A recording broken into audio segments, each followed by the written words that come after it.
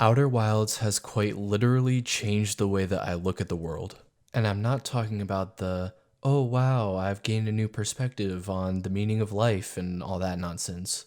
No, what I mean is that I look at our world differently, our planet. I look up at the moon in the night sky differently. My gaze at the stars is different now. Before I was looking for constellations, now I'm desperately searching for the other planets in our solar system. Even a cloudless blue sky seems to be hiding more depth now than it used to. This game, Outer Wilds, is the singular cause of this change in me, and it's accomplished this through almost exclusively its gameplay mechanics, though it's certainly not lacking for a narrative or lore either. I went into this game without knowing anything at all about it, and if you can, I'd encourage you to do the same. It's kind of like Return of the Obra Dinn and The Witness in that you can only really fully experience the game once, and any gameplay footage that I'll show on screen could potentially be taken as a visual spoiler. With that in mind, I'm only going to be showing footage from the first two areas in this video, so if my word alone is not enough, which I'm assuming is the case for most of you, then you can watch the rest of this video and not get spoiled too much. If you're turning this video off to go play the game first, my parting words of advice would be to spend as much time as you need in the tutorial area before you move on. This isn't necessarily a difficult game, but some of the movement mechanics can be a bit counterintuitive when you encounter them for the first time, so it's best that you get accustomed to them before you set sail, as it were.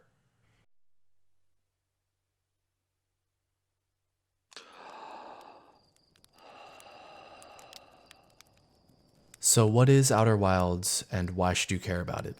Simply put, Outer Wilds is a puzzle/mystery game where the core gameplay revolves around space travel. You should care about it because it's art. Not only that, but it's good art. Now I know that sounds super subjective, and it is, but I'm the one who's holding the talking stick, so my perspective is the only one that matters. What I'm trying to say here is that the level of craftsmanship on display in this game is very rare, even within the microcosm of indie games. Every individual aspect of this game reinforces and feeds off of all of the others so that the end result is a cohesive whole, and not just an amalgamation of a bunch of different parts. We can look at the music as a perfect example of this. The first thing to note is that one of the gameplay mechanics is actually just straight up listening to music.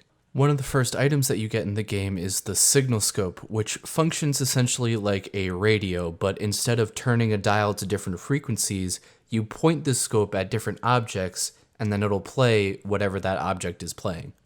Aside from being a brilliant way to gamify listening to music, the signal scope also makes you either consciously or unconsciously more aware of the ambient sounds going on around you, all of which are mixed beautifully. I highly recommend that you play this game with a pair of headphones or a set of surround sound speakers so that you can hear how sounds pan left and right depending on where they are in relation to your character. Anyway, beyond just its gamification, the music itself seems to have been composed with the larger work in mind as well. The Traveler's theme is made of two two-bar phrases that play off of each other in a sort of call and response type of way.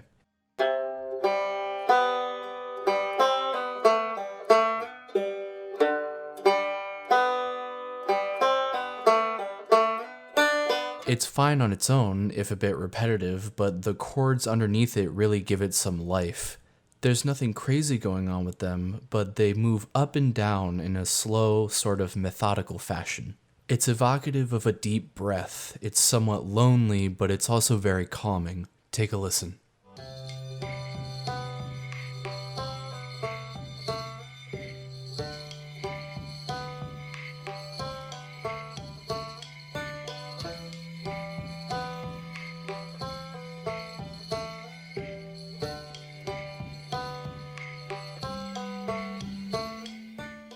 The arrangement is also noteworthy, using instruments such as a banjo, a harmonica, some drums, and a low-range flute, all of which are reminiscent of a time when, aside from genociding the Native Americans and forcing them out of their ancestral homes, some Americans were actually surveying the land and making maps of uncharted territory. It's that sort of lust for discovery that really fuels the long-term motivation of this game. Simple and repetitive melody lines have a variety of uses, but in this situation, it's especially appropriate considering the time loop, something I was unaware of when I first started playing this game, so you can imagine my surprise when I saw this for the first time.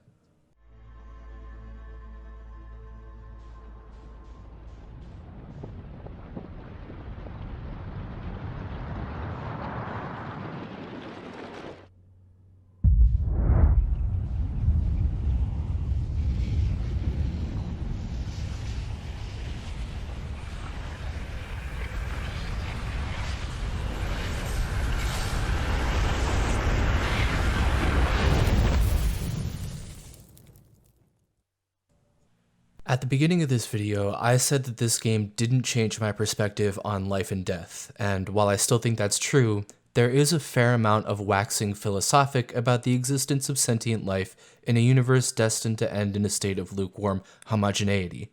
In the text. In this case, the actual text, since there is no voice acting. But there's no amount of talking about it, no amount of reading about it, no amount of watching someone else go through it that'll really prepare you to face the truth at the end of each cycle. Everything ends. The interesting part, to me, is how you face it. Your first instinct might be to run, or hide, or try to get away from it, which is a perfectly reasonable and rational reaction to have. Our self-preservation instincts are strong. Once you get more comfortable with the loop, you might want to go get yourself a vantage point and watch the end of the cycle happen. It is pretty. The third reaction you might have, which is something that I started to do after the first couple cycles, is drive yourself headfirst into it. Because here's the thing. We need impermanence to give life meaning. Time is of the essence all the time. You could try to run from it or hide behind some dogmatic principles, but that doesn't make it any less truthful.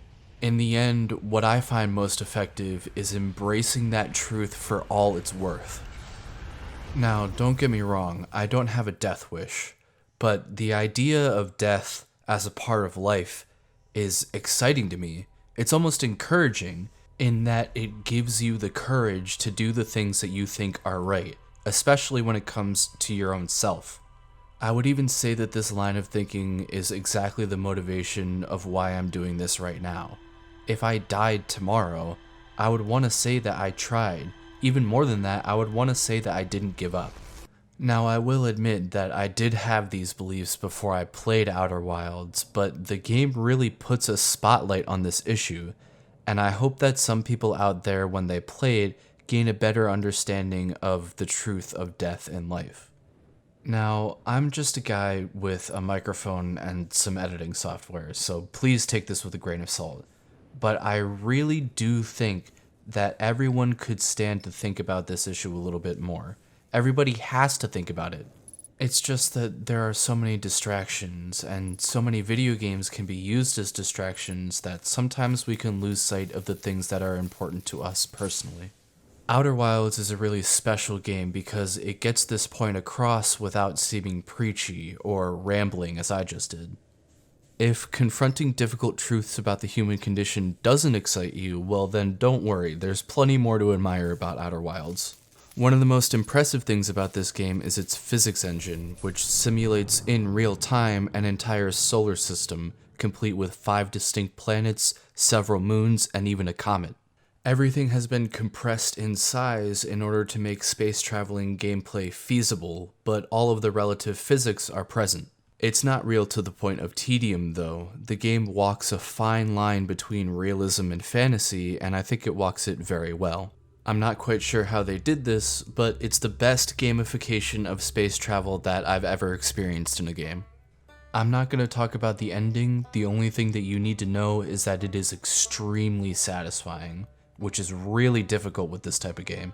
I'm a bit hesitant to talk about the things that I dislike about this game in this video because I don't think any problems that this game has could be considered deal breakers. That being said, I do feel the need to tell you guys that this is not a perfect game, and how much you care about these issues will obviously vary from person to person. For example, if you're a stickler for performance and you can't handle even the slightest of frame rate drops, you're gonna have a pretty hard time adjusting to this game. I played Outer Wilds on a base PS4, and every single time that I booted up the game, I had to deal with some amount of frame rate droppage. I don't really give a shit about frame rate, and it never really impeded my gameplay, so it didn't matter to me that much. But I know that there are some idiots out there who think that performance is somewhat indicative of quality. Anyway, it was a bit annoying, and I have a hard time believing that they're going to fix that problem for when it comes out on Switch. I never really felt challenged in the traditional physical sense of the word, but I think the difficulty comes from getting you to think in more connective and creative ways. Again, this is more of a puzzle mystery game than a platformer or, God forbid, a first-person shooter. And that's really it. No other complaints from me, either technical or otherwise, about this game. If anything that I've said throughout the course of this video has been even remotely interesting to you, then I highly suggest you pick this game up and play it. It's definitely been one of my favorite games that I've played so far this year. I'm probably going to do some full spoiler thoughts for my patrons over at Patreon if they're interested in that sort of thing. So if you're interested in that, then you can hit up the link in the description below and help support the channel. Thank you all so much for watching. Drink water, stay active, and I'll see you on the next one.